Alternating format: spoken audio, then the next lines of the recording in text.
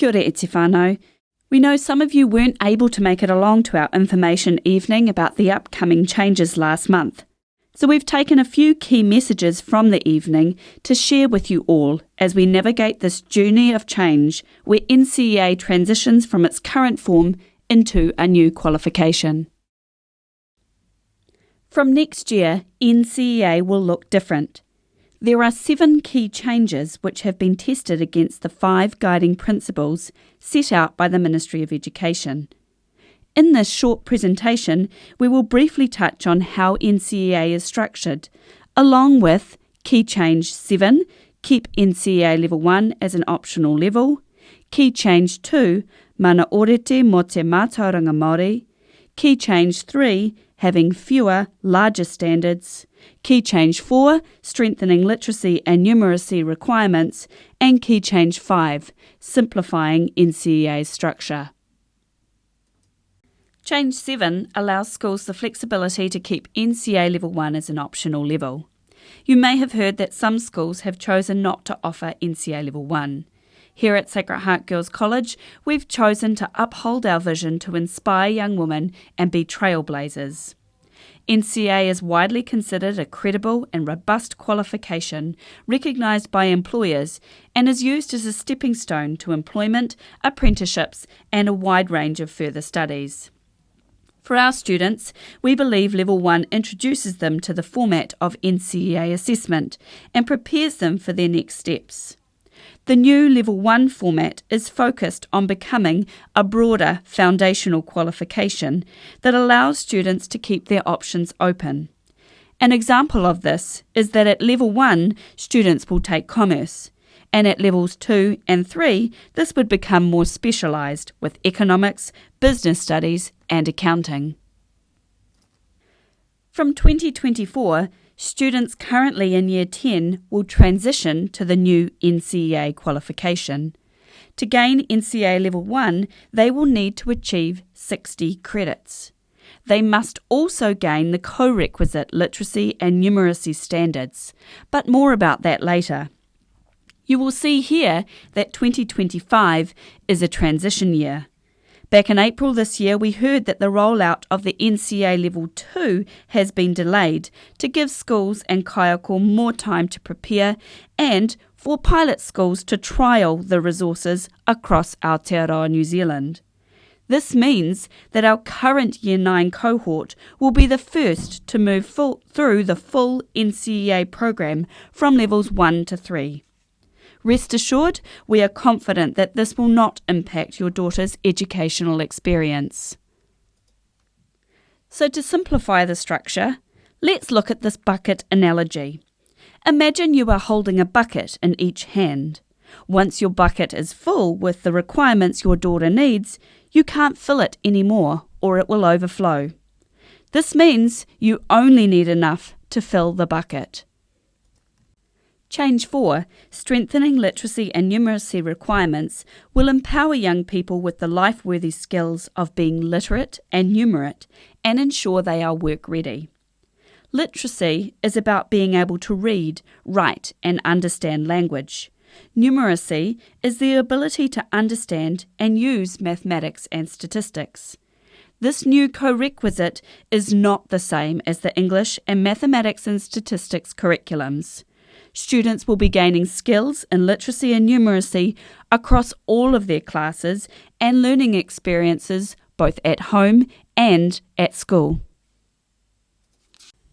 Some important messages about this co-requisite are: students must achieve the literacy and numeracy co-requisite to gain NCEA. They can achieve the requirements anytime throughout their NCEA journey when they are ready. Your daughter can and should sit her literacy and numeracy from Year 10. School readiness tools and teacher judgment will help in identifying when a student is ready. More about this soon.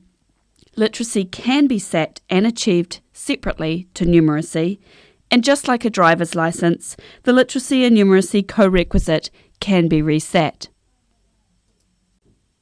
Let's use the analogy of a car. Just like you wouldn't buy your child a car and give them the keys and expect them to know how to drive, The same applies with student readiness for these assessments. Here at Sacred Heart, we use a combination of formative testing and teacher judgment to identify student readiness for the assessments. Your daughter should be able to evaluate their personal readiness in learning conversations with their CCM companion and subject teachers. We would expect akunga in Year 10 who have full control over Curriculum Level 4 and are ready to work at Curriculum Level 5 as ready for these assessments. One of the key changes you will see with the new qualification is that there is a strong focus on teaching and learning and a reduced focus on assessment and credits. You will find that the kōrero at your dinner table will shift to, what have you been learning today? It's the learning that is the most important thing. The credits are a bonus.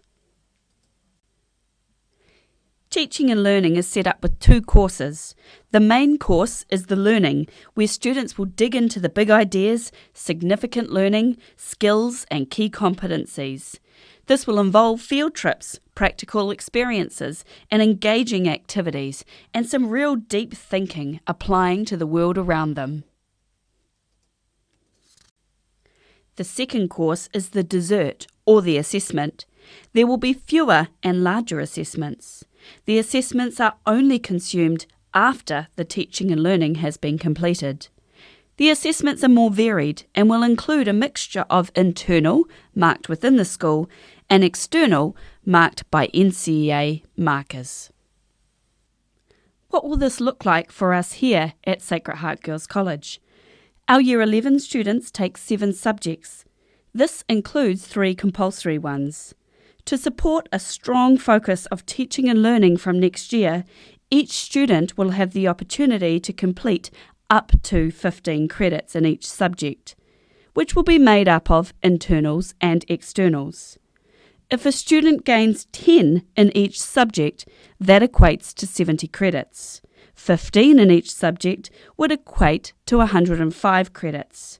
Don't forget, credits are a bonus. It's the learning that's the most important thing, and once that bucket is full, it can't take any more.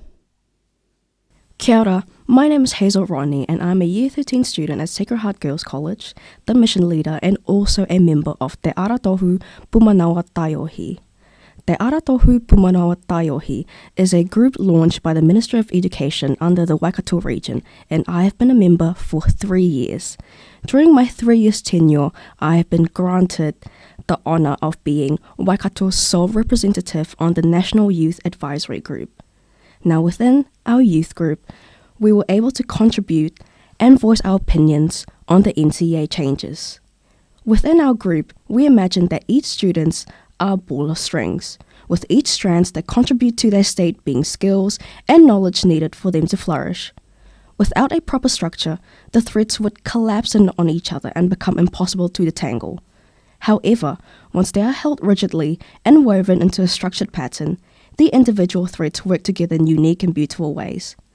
Therefore, the NCEA changes aims to encapsulate the broad spectrum of knowledge that is deemed to be beneficial for the lives of our rangatahi. Our teachers are prioritising teaching and learning. You will see 3 curriculum foundations woven through your daughter's learning program. Our mission charism. This could include our virtues, gospel values, or social justice principles. Foundational literacy and numeracy, which we have already talked through, and mātauranga Māori as a way of being. As a kura, we are committed to integrating mana ōrite me te mātauranga Māori, and are lucky that many of our Catholic values align with kaupapa Māori. Our aim is for this to simply be part of our way of being, with advantages not just for akonga Māori, but for all of our students. In order to weave mātauranga Māori into our teaching and learning, our staff have spent the last few years learning more about where our kura stands. It is right for us to acknowledge the iwi of this area, Waikato Tainui, and our mana whenua, Ngāti Wairere and Ngāti Haua. Our professional learning has included a day spent at Hukanui Marae, learning about its stories, visiting Rangiriri Pā, and hearing of its history, and working with our NCEA facilitators on finding authentic contexts and learning opportunities to incorporate mātauranga Māori into our teaching programs. We want to emphasise that we are all learners on a journey. Our kaiako have been actively engaging in professional learning and working to design exciting and relevant teaching and learning programs to support these changes. If you have any questions about any of these changes, you can contact your daughter's CCM companion.